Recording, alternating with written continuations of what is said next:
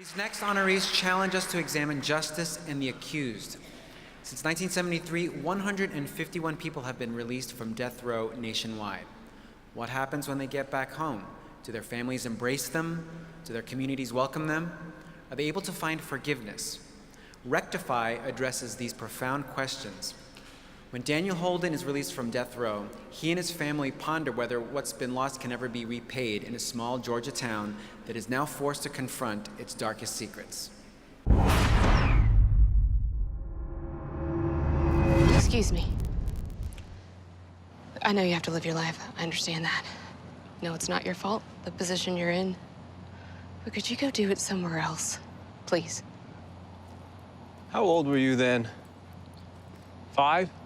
John, please. No, really. 8? I was old enough. Old enough. For what? To listen to what your parents told you and believe it because they said it was true? Afraid to think for yourself? Scared to look at all the facts? And for what? So you'd never have to admit to yourself that you might be wrong. Could you go do that somewhere else? Please. To accept the Peabody, Ray McKinnon.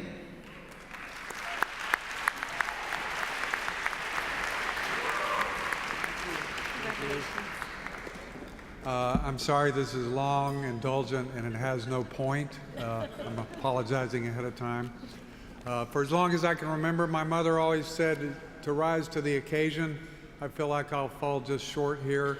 I'm humbled by the people in this room and what they do. I just make up stories. I'm truly humbled by the recognition for Rectify. Thank you, Peabodians.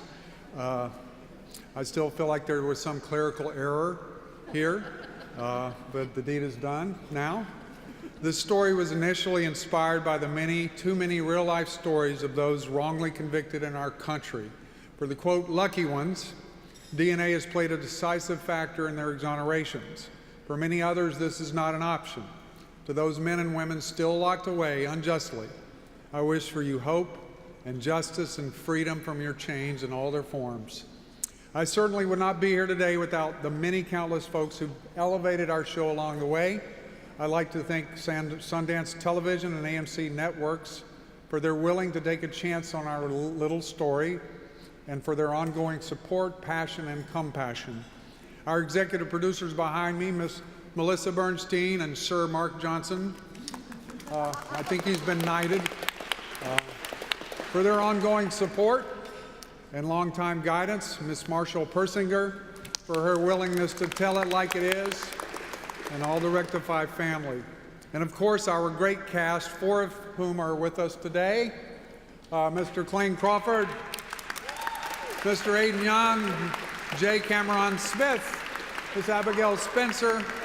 For those of you who have seen the show, and I know there are like 2 or 3 of you out there, jurors mostly, you must know the talent and fearlessness that these actors bring in animating their characters. What you don't see is their generosity every day with their fellow actors as they always strive to serve the story and not themselves. Bless you. You don't make a television show without a lot of help. And I'm very fortunate to have with me on this journey those whose chosen profession is also their calling. And finally, I would like to thank my mother, who at 94 years old can still recite Mr. Kipling or recount a bawdy and mostly true small-town Georgia tale with relish, who would force me to watch the Watergate hearings as a boy, encourage my reaction, and then somehow keep a straight face as I pontificated about said proceedings. She was and is my first inspiration. She birthed me, and now she continues to raise me beyond what I ever thought I could be. This is for you, Mama. Thank you.